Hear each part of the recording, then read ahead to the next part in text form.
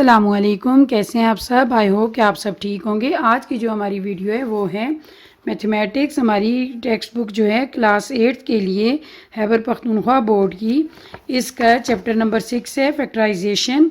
तो इसकी एक्सरसाइज 6.1 हम लोग कंप्लीट कर चुके हैं। आज हम एक्सरसाइज 6.2 हम स्टार्ट करेंगे। इसका क्वेश्चन नंबर 1 जो है फैक्टराइज द फॉलोइंग, इसका जो पहला पार्ट है ये मैं सबसे पहले आपको सॉल्व करवाती हूँ। जो इसका पहला पार्ट हमें गिवन है, पहला पार्ट एक्सरसाइज जो है वो आपके पास है 6.2। क्वेश्चन नंबर है आपके पास 1, factorise the following, factorise the following. तो पहला जो हमारे पास क्वेश्चन है वो है 25A plus 30B plus 5C। ये जो हमारा क्वेश्चन है हम इसे कुछ इस तरह से सॉल्व करेंगे। फैक्टराइजेशन का सबसे पहला रूल मैं आपको बता दूं कि आपने सबसे पहले देखना है कि जो आपको तीनों टर्म्स या चार टर्म्स, जो भी आपको दो टर्म्स जो भी आपको गिवन है, सबसे पहले फैक्टराइजेशन का जो रूल है वो ये है कि आप देख लें कि आया इनमें कोई कॉमन चीज़ है, उसको आप बाहर ले लें। यानी सबसे पहले हमारे पास फैक्टराइजेशन के रूल में सबसे पहला रूल कि आपके पास अगर जितनी टर्म्स आपको गिवन है, चाहे वो 2 हैं या 3 हैं, आप देख लें 4 हैं कि उनमें कोई चीज़ कॉमन है तो उसको बाहर निकाल लें। अब जिस तरह से हमारे पास 25A है, 30B है और 5C है, तो देखें इसमें 5 जो है वो तीनों में कॉमन है, तीनों टर्म्स में 5 कॉमन है। टर्म्स के बारे में मैं आपको बताती चलूँ कि जहाँ पर प्लस या माइनस का साइन हो वहाँ से टर्म्स चेंज होती हैं।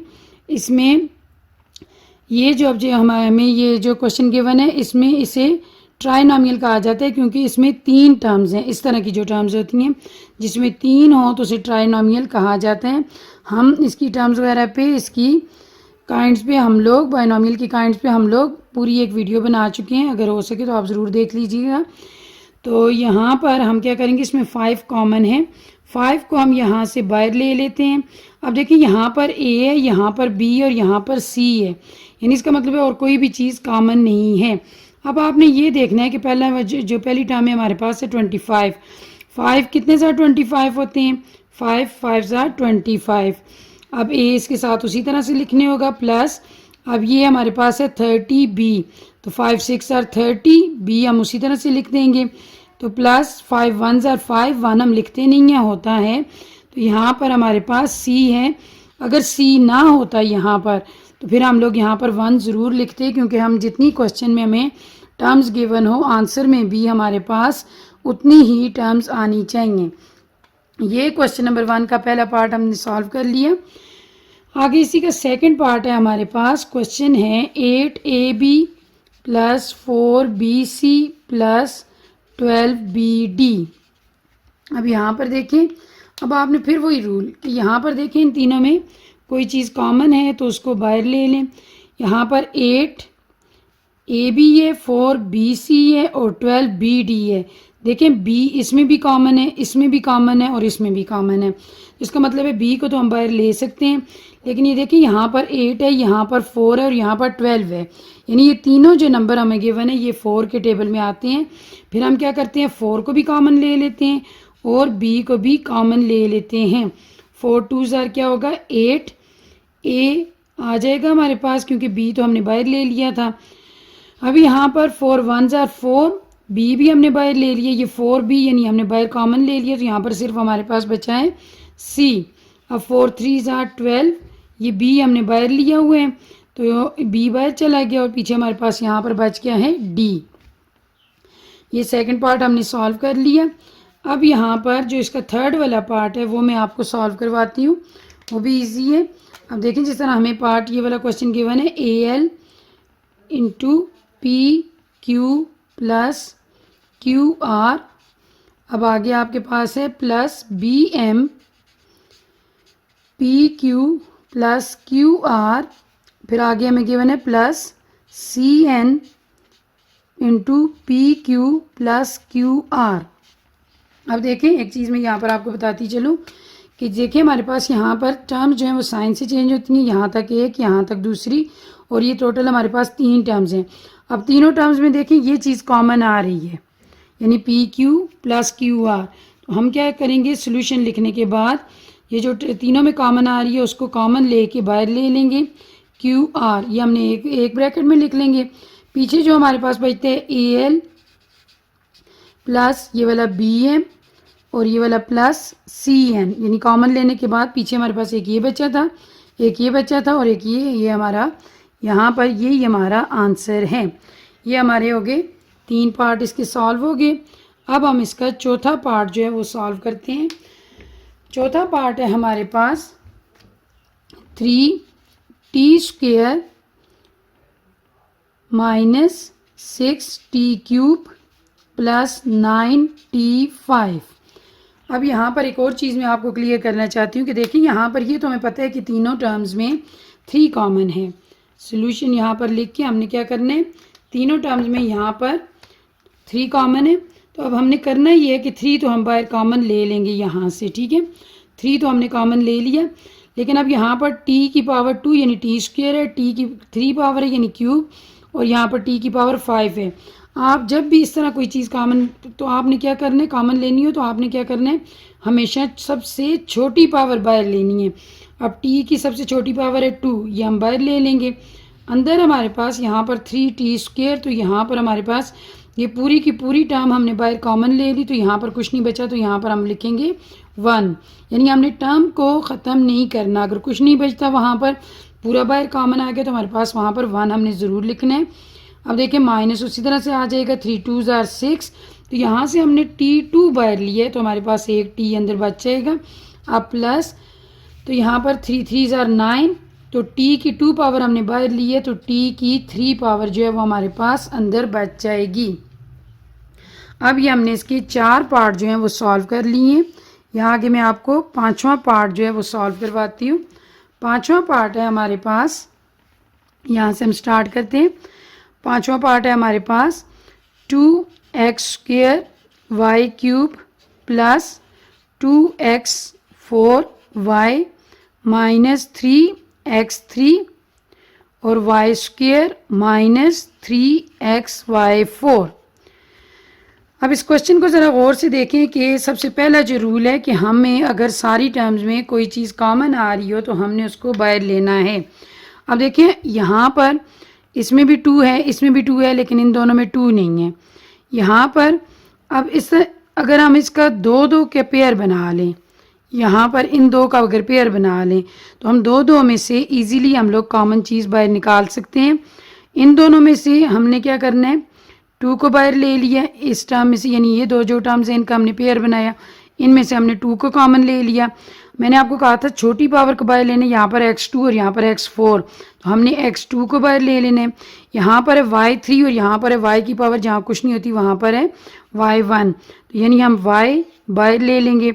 अब इन 2 टर्म्स में हमारे पास क्या बचेगा, 2x² और एक y हमने बाहर ले लिया। यहाँ पर हमारे पास बच गया y2 प्लस, अब इधर से भी देखें 2 बाहर ले लिया, x की 2 पावर बाहर ली है तो x2 अंदर बचेगा हमारे पास। यहाँ पर हमारे पास बच गया x2 और ये वाला y भी हमने बाहर ले लिया। अब हम कर देते हैं इस ब्रैकेट को बंद। अब हम नया जो आगे हमने टर्म जो हमने पेयर बनाया हुआ था इसमें से हम यहाँ से लेते हैं माइनस, उसी तरह से हम कॉमन ले लेते हैं क्योंकि हमारे पास, ये मैं आपको थोड़ी देर बाद क्लियर करती हूँ। यहाँ पर देखें अब इन दोनों में से क्या है, यहाँ पर 3 हमने कॉमन ले लिया, 3 दोनों में था कॉमन ले लिया। x की यहाँ पर 3 पावर है, x की यहाँ पर 1 पावर है, x की हम छोटी पावर बाहर ले लेते हैं, और यहाँ पर y की 2 है, यहाँ पर y की 4 है, तो y की 2 पावर हम बाहर ले लेते हैं। अब यहाँ पर माइनस 3 x की पावर 2 अंदर बच गई हमारे पास, यहाँ पर x2 अंदर बच गया, और यहाँ पर ये वाला जो माइनस है, यही बात मैं आपको क्लियर करने का कह रही थी कि यहाँ पर ये जो बाहर माइनस हमने कॉमन लिया है ये अंदर वाले माइनस को प्लस कर देगा, अंदर वाला साइन चेंज हो जाएगा, ये प्लस हो जाएगा, और यहाँ पर ये 3 हमने बाहर ले लिया, x भी हमने बाहर ले लिया, और y की 2 पावर हमने बाहर ली है तो y की 2 पावर अंदर बच गई है। अब जो चीज़ यहाँ से समझने की है वो ये मैं आपको बता दूं कि यहाँ पर ये देखें y² प्लस x² ये चीज़ है और x² प्लस y² ये सेम ही है, यानी अल्फ़ाबेटिकल आर्डर की तरतीब आगे पीछे उसको हम अगले स्टेप में ठीक कर लेंगे। लेकिन जब भी आप इस तरह से पेयर बनाकर भी चीज़ कॉमन लें तो इन दोनों में जो आप कॉमन ले रहे हैं दोनों में से आपके पास ये जो चीज़ आ रही है इसमें साइन का भी फ़र्क नहीं आना चाहिए। तो आपने अब क्या करना है अगले स्टेप में इसको 2x²y, तो यहाँ पर आपने क्या करना है कि इसके साथ -3xy² को एक दफ़ा लिख लेना है, ये हमने लिख लिया। अब यहाँ पर y² प्लस x² है और ये वाला जो है इसमें से भी x² प्लस y², तो यानी दोनों में ये चीज़ मौजूद है, तो हम इसे इस तरह से लिख सकते हैं कि 2x² -3xy का स्क्वायर, तो हम इसे x² प्लस y का स्क्वायर यानी अल्फ़ाबेटिकल आर्डर में लिख सकते हैं। ये भी असल में हमारे पास x² प्लस y² है, हमने इसको क्या किया चेंज करके x² प्लस y² दोनों में से इन दोनों में से उठा के हमने इससे इधर अगर ना भी लिखे तो डायरेक्ट इसे ऊपर भी लिख सकते हैं। अब ये हो गया हमारा क्वेश्चन सॉल्व। तो ये बात आपने याद रखनी है कि जब दो दो के पेयर बना के आप कॉमन लें तो ये चीज़ और यहाँ पर ये जो ब्रैकेट के अंदर जो आएगा ये सेम आना चाहिए। अब इसी का जो हमारा पार्ट है पार्ट नंबर 6 वो हम देखते हैं, उसमें क्या है यहाँ पर 20 part number 6 2ax plus bx, इससे मैं आपको ये बात और अच्छे से क्लियर करवाती हूँ 6ay प्लस 3by। अब आपने कुछ इसे इस तरह से सॉल्व करना है।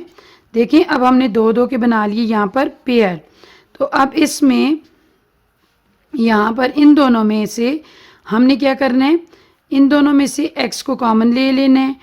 2 और a इन दोनों में कॉमन नहीं है, x कॉमन है, अंदर हमारे पास बचेगा 2a प्लस b, ये हमने x को कॉमन ले लिया था। प्लस अब देखें 3 दोनों में कॉमन है, 3 1 3 3 2 6, तो हम क्या करते हैं 3 को कॉमन ले लेते हैं। अब यहाँ पर इसमें a है लेकिन यहाँ पर a नहीं है, हम इसे कॉमन ले सकते हैं, लेकिन y दोनों में कॉमन है, हम y को बाहर ले लेते हैं। हमारे पास इधर क्या बचेगा 3y यानी 3 2 6 और y हमने बाहर ले लिया 2a प्लस 3 1 3, यहाँ पर 1 आएगा तो ये b उसी तरह से आ जाएगा, यानी 3 और y हमने बाहर कॉमन लिया है इसमें से, और पीछे हमारे पास बच के यहाँ पर 3y सिर्फ b। तो अब हमने इसका आंसर किस तरह लिखना है ये चीज़ मैं आपको क्लियर करना चाह रही थी कि ये 2a प्लस b ये सेम होने चाहिए। 2a प्लस b एक ब्रैकेट में हम लिख लेंगे और ये जो x प्लस 3y है इसको अलग से ब्रैकेट में हम लिख लेंगे। तो ये हमारा बुक का भी आंसर है और यही हमारा आंसर है। तो अब आगे हम इसी का जो पार्ट नंबर ये हमने पार्ट नंबर 7 किए सॉरी 6 किया है, तो आगे जो हमारे पास इसका पार्ट आ रहा है पार्ट नंबर 7 2yx, तो ये वाला आपने खुद करना है। तो ये इसी मेथड से दो दो के पेयर बना के आपने करना है। तो ये वाला जो पार्ट है पार्ट नंबर 8, इसमें थोड़ा मेथड चेंज है, यहाँ पर फार्मूला यूज़ हो रहा है, तो ये मैं आपको करवा देती हूँ। तो जिस तरह से यहाँ पर पार्ट नंबर 8 जो हम ले रहे हैं इसका वो है a² plus 14ab plus 49b का स्क्वायर। तो जो हमारे पास एक फार्मूला है आइडेंटिटी है हमारे पास a प्लस b का whole square is equal to a² plus 2ab plus b²। तो ये वाला फार्मूला यहाँ पर अप्लाई करेंगे। ये बहुत ही ईजी मेथड है, बच्चे इससे अक्सर कंफ्यूज रहते हैं, लेकिन यहाँ पर आपने क्या करना है अब जिस तरह मैं क्वेश्चन लिखने के बाद सोल्यूशन लिखने के बाद दोबारा से क्वेश्चन को उतारती हूँ a² एक यहाँ पर मैं क्वेश्चन उतार लेती हूँ a² plus 14ab plus 49b का स्क्वायर। तो यहाँ पर हम देखें a², हम इस दरमियान वाला जो नंबर है 14ab हम ये समझते हैं ये है ही नहीं, हम इसको बिल्कुल स्किप कर देते हैं, हम इसको a लेते हैं और इसको b लेके सॉल्व कर लेते हैं। a का स्क्वायर a² प्लस फार्मूले वाला हमने 2 लिखा, ये वाला a² प्लस 2, यहाँ पर हम a की वैल्यू डालेंगे, यहाँ पर हम b की वैल्यू डालेंगे और यहाँ पर हम b का स्क्वायर लिखेंगे। देखिए a² plus 2ab plus b का स्क्वायर, यही वाला फार्मूला। तो हमने फर्स्ट और लास्ट को सिर्फ देखना, हम दरमियान वाले 14 को नहीं देखना। तो अब देखिए a² प्लस 2, तो यहाँ पर हमारे पास आ जाएगा a और यहाँ पर हमारे पास b जो है वो है 49b का स्क्वायर।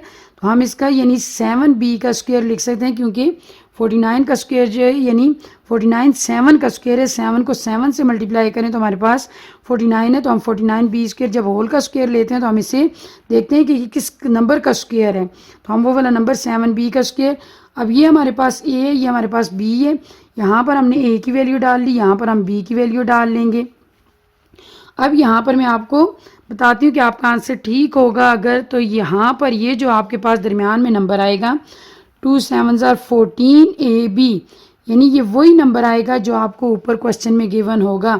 हालांकि हमने a और b को सॉल्व किया है, a स्क्वायर प्लस 2 a की वैल्यू डाली, यहाँ पर b की वैल्यू डाली, तो यहाँ पर हमारा इसे हल करने से 14AB आ रहा है। तो यहाँ पर अब इस तरह से हमने करना है कि फर्स्ट और लास्ट वाले को लेके फार्मूले को वापस बंद कर देना, ये आएगा a स्क्वायर प्लस 7b, यानी a प्लस 7b का होल स्क्वायर। फर्स्ट और लास्ट वाला उठा के फार्मूला बंद कर देना है। इसको अगर हम दोबारा हल करें तो हम लोग इसके बाद फिर स्टेप में जाएंगे और वापस हमारे पास क्वेश्चन वाला स्टेप दोबारा से आ जाएगा। एक और इसी तरह का क्वेश्चन जो है 9वां जो इसका सवाल है, 9वां जो पार्ट है वो भी मैं आपको करवा देती हूँ। तो यहाँ पर ये हमारे पास क्वेश्चन है y square minus 34 y plus 289। 289 जो है वो 17 का स्क्वायर है, तो हम इसे किस तरह से सॉल्व करेंगे। हमने क्या करना है, मैं आपको वही फार्मूले से बताती हूँ। हमने यहाँ पर क्या करना है, a का स्क्वायर यानी a square plus 2ab plus b का स्क्वायर, ये हमारे पास है फार्मूला। अब a हमने लेना है ये वाला वाई स्क्वायर और 289 यानी ये 17 को अगर हम 17 से मल्टीप्लाई करें तो हमारे पास आता है 289। तो यहाँ पर हम लिख देते हैं 17। तो इधर देखिए यहाँ पर y की जगह यानी y ये उसी तरह से आएगा, इसकी जगह अगर कोई 4 होता 2 लिख लेते, 9 होता 3 लिख लेते, y का स्क्वायर y। ये हमारे पास है a स्क्वायर प्लस 2, a की यहाँ पर वैल्यू है तो हम y लिखेंगे, और यहाँ पर b है तो यहाँ पर ये 17 लिख देंगे, क्योंकि a हमने इसको लेना है और b हमने 289 को लेना है। अब यहाँ पर देखें हमने इस दरमियान वाले -34 को बिल्कुल देखा ही नहीं, हमने इसको और इसको हल किए, लेकिन जब हम इसको मल्टीप्लाई करते हैं, सॉरी यहाँ पर माइनस आएगा, यहाँ पर माइनस क्योंकि ऊपर क्वेश्चन में माइनस था, तो 2 17s आर 34 वाई। ये खुद ब खुद इसको जब आप हल करते हैं और यहाँ से हमें पता चल जाता है कि हमारा आंसर ठीक है या गलत। अगर इसको मल्टीप्लाई करने से हमारी वही दरमियान वाली टर्म वापस आए तो इसका मतलब है हमारा क्वेश्चन जो है वो ठीक है। फिर हम क्या करते हैं, फर्स्ट और लास्ट वाला उठा के y, और यहाँ पर अगर 2 के साथ माइनस है तो माइनस लिखेंगे, अगर 2 के साथ प्लस है तो हम प्लस लिखेंगे। y माइनस 17 का होल स्क्वायर वापस हमने फार्मूला जो है बंद कर दिया, यानी इस शक्ल में लिख दिया। तो मुझे उम्मीद है कि आपको ये एक्सरसाइज इसका आपने इस तरह से कर लेना है कि अगला पार्ट जो है हमारे पास ये सेम इसी मेथड से होगा, T square minus 12t plus 36। तो ये वाला आपने खुद कोशिश करनी है, और मुझे उम्मीद है कि आपको ये क्वेश्चन एक्सरसाइज 6.2 का जो क्वेश्चन नंबर 1 है इसके तकरीबन पार्ट मैंने सॉल्व कर दिए हैं, 2-3 पार्ट रहते हैं, वो आपने खुद कोशिश करनी है। अगर हुए तो ठीक है, वरना मुझे कमेंट्स में बताएं, तो इंशाल्लाह मैं वो ज़रूर वो करवा दूँगी, वो भी आपको सॉल्व करवा दूँगी। और दूसरी ये कि हमारे चैनल को ज़रूर सब्सक्राइब कर लें, हमारी वीडियोस को लाइक करें, शेयर करें। बहुत बहुत शुक्रिया।